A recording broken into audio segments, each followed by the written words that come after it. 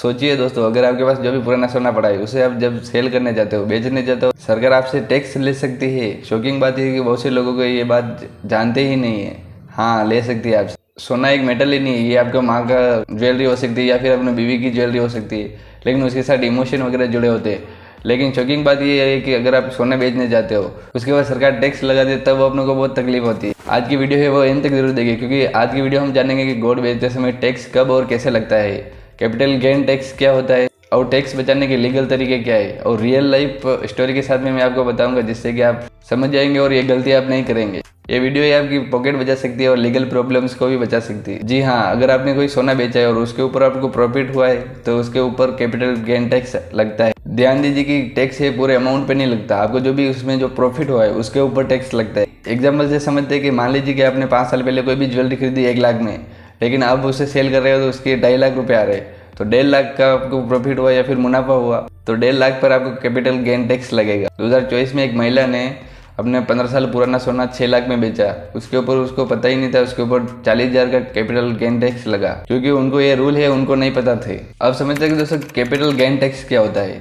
जब आप कोई चीज़ को खरीदते हैं और उसको कुछ टाइम बाद या फिर कुछ साल बाद उसे बेचते हैं, तो उसके ऊपर जो भी मुनाफा होता है या फिर जो भी प्रॉफिट होता है उसको हम बोलते हैं capital gain tax. Formula capital gain यानी selling price minus purchasing price. Example, अगर आपने 2010 में 80,000 का सोना लिया और अब 2025 में आप सेल कर रहे हो तो आपको 2,20,000 का सोना हो रहा है, तो कैपिटल गेन 1,40,000 होगा, उसके ऊपर आपको कैपिटल गेन टैक्स लगेगा। अब बात करेंगे हम शॉर्ट टर्म वेस long term capital gain tax. यहाँ से मामला थोड़ा टेक्निकल है, लेकिन मैं आपको आसान भाषा में समझाने की कोशिश करूंगा। शॉर्ट टर्म कैपिटल गेन, अगर आपका सोना है वो 3 लाख से कम है तो वो प्रॉफिट है वो आपकी इनकम से जोड़ दिया जाएगा, और इनकम स्लैब के हिसाब से आपके जो टैक्स लगे वो 5 से 10% हो सकता है। अब बात करेंगे लॉन्ग टर्म कैपिटल गेन के बारे में। अगर आपका सोना है वो 3 साल से ज़्यादा या फिर उससे भी ज़्यादा साल तक बाद में आपने बेचा, तो उसके ऊपर 20% फ्लैट टैक्स लगेगा, लेकिन साथ में इंडेक्शन बेनिफिट भी मिलेंगे। अब ये इंडेक्शन क्या होता है, तो ये सरकार का एक तरीका है इंडेक्शन एडजस्ट करने का। इससे आपके पुराने सोने की जो कीमत है वो बढ़ा के गिनी जाएगी और फाइनल प्रॉफिट है वो कम हो जाता है, उसके ऊपर टैक्स है वो कम लगता है। अब दोस्तों सवाल ये आता है कि अगर अपने पास जो पुराना सोना है उसका कोई बिल नहीं है तो भी उसके ऊपर क्या टैक्स लगेगा। तो आप सोच रहे होंगे कि भाई मेरे पास तो बिल है ही नहीं, मैंने 20 साल पहले सोना जो है खरीदा, उसका बिल है, बिल वगैरह कुछ भी नहीं है, तो क्या होगा। तब आपके पास चाहिए एफिडेविट, यानी ये सोना है आपके पास कितने साल से है, और उसके साथ में एक फोटो, शादी का कोई फोटो या फिर कोई कार्ड जिसपे उसके ऊपर लिखा होगा कि ये गिफ्ट्स में आए, या फिर कोई ऐसा गवाह जो कि ये सोना है देते समय उस टाइम था आपके पास। क्योंकि बिना प्रूफ के इनकम टैक्स वाले मान ही नहीं सकते, क्योंकि ये आपके ब्लैक मनी का सोना है, क्योंकि कुछ ना कुछ प्रूफ है वो आपको देना ही पड़ेगा।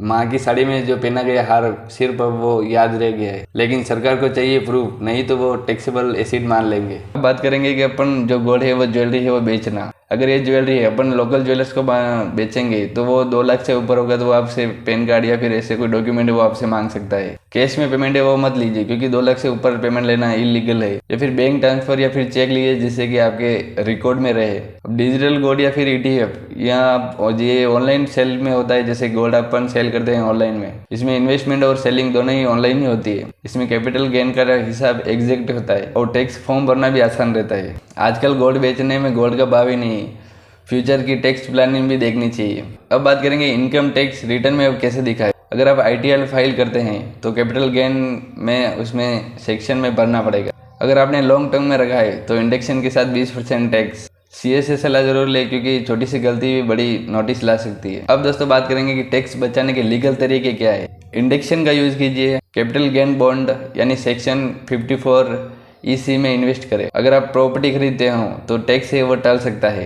एक एग्जाम्पल से समझते हैं, एक मिस्टर सोनू है जो कि 5 लाख का सोना बेचा और उनको 2 लाख का प्रॉफिट हुआ। उन्होंने वो पैसा है वो सेक्शन 54 EC में लगाया था और उनको 0% टैक्स है वो देना पड़ा। सोना बेचना किसी के लिए मजबूरी हो सकती है तो किसी के लिए ज़रूरत, लेकिन टैक्स के चक्कर में किसी के हार्ड अर्न पैसा चला जाए तो बहुत दुख होता है। तो फाइनल एडवाइस है कि जो गोल्ड का बिल है उसे आप संभाल के जरूर रखिए और एफिडेविट बनवाओ अगर ज़रूरी हो तो। और गोल्ड बेचने से पहले एक्सपर्ट और CA की सलाह है वो ज़रूर लीजिए। और सबसे ज़रूरी, सोना सिर्फ पहनने के लिए नहीं, बेचने के लिए भी समझदारी ज़रूरी है। यदि आपको वीडियो पसंद आए तो वीडियो को लाइक जरूर कर देना और चैनल पर नए हैं चैनल को सब्सक्राइब जरूर कर लेना। आपने लास्ट टाइम सोना है वो कब बेचा था तो कमेंट में ज़रूर बोले। नेक्स्ट वीडियो हम समझेंगे कि डिजिटल गोल्ड और फिजिकल गोल्ड किस में इन्वेस्ट करना अच्छा रहता है। तो फिर मिलेंगे कुछ यूनिक वीडियो के साथ, तब तक जय हिंद, वंदे मातरम।